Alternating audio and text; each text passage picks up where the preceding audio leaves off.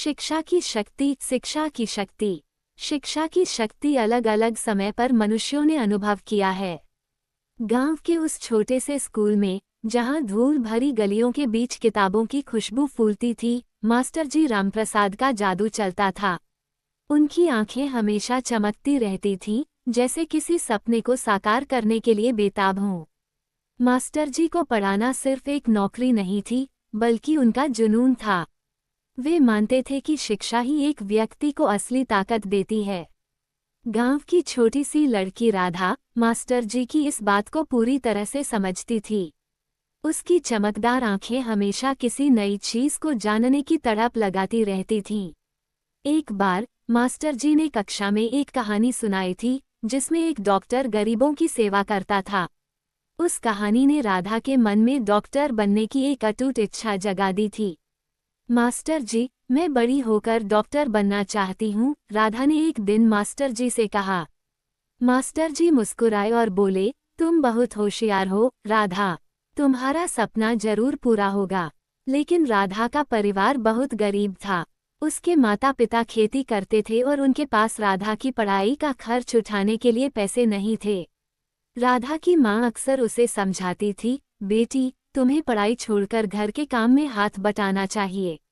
राधा बहुत दुखी हुई। उसने मास्टर जी से अपनी समस्या बताई। मास्टर जी ने राधा के माता पिता से बात की और उन्हें समझाया कि शिक्षा ही उनकी बेटी का भविष्य है। उन्होंने राधा को एक स्कॉलरशिप दिलाई और उसे शहर के एक अच्छे स्कूल में दाखिला दिलाया। शहर में राधा के लिए सब कुछ नया था। उसे बहुत मुश्किलें हुई, लेकिन उसने कभी हार नहीं मानी। वह दिन रात एक करके पढ़ाई करती थी। मास्टर जी की प्रेरणा और अपने परिवार का प्यार उसके लिए हमेशा प्रेरणा स्रोत रहा। कॉलेज में राधा ने बहुत सारे दोस्त बनाए। उसने कई तरह की गतिविधियों में भाग लिया। वह कॉलेज के सांस्कृतिक कार्यक्रमों में भी हिस्सा लेती थी। राधा एक मेधावी छात्रा थी और उसने अपनी पढ़ाई में हमेशा टॉप किया। कई सालों बाद राधा एक सफल डॉक्टर बन गई। उसने अपने गांव में एक छोटा सा क्लिनिक खोला और गरीब लोगों का मुफ्त में इलाज करने लगी। जब भी वह अपने गांव आती, तो सबसे पहले मास्टर जी के घर जाती। मास्टर जी ने राधा को गले लगाते हुए कहा, तुमने मेरा सपना पूरा कर दिया, बेटा। राधा ने मुस्कुराते हुए कहा, ये सब आपके कारण ही संभव हुआ, मास्टर जी।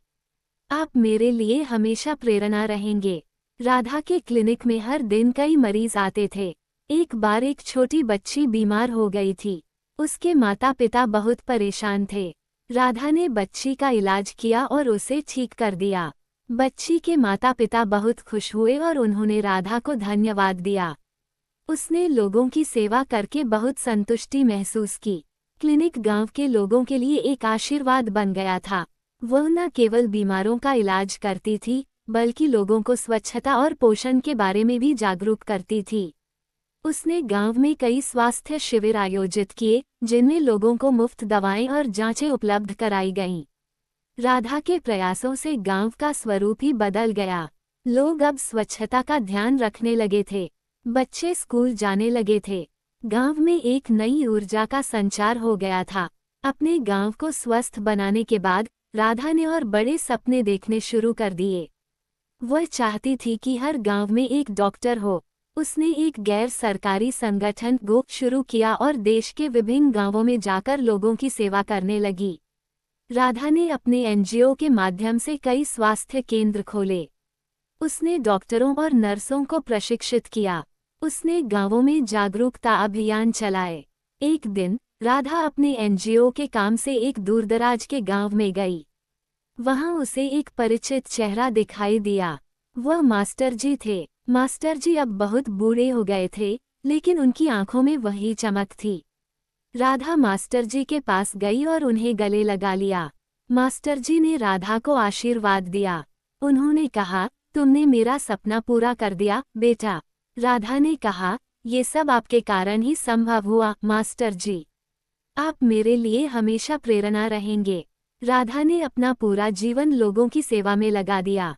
वह एक प्रेरणा स्रोत बन गई। उसके बारे में कई किताबें और लेख लिखे गए। उसे कई पुरस्कार मिले। लेकिन राधा कभी नहीं भूली कि वो कहाँ से आई है और उसने क्या हासिल किया है। वो हमेशा अपने गांव और मास्टर जी को याद करती रही। ये कहानी हमें बताती है कि एक व्यक्ति अगर दृढ़ निश्चय हो तो वो कुछ भी हासिल कर सकता है। राधा की कहानी हमें प्रेरित करती है कि हम भी अपने सपनों को पूरा करने के लिए कड़ी मेहनत करें। ये कहानी हमें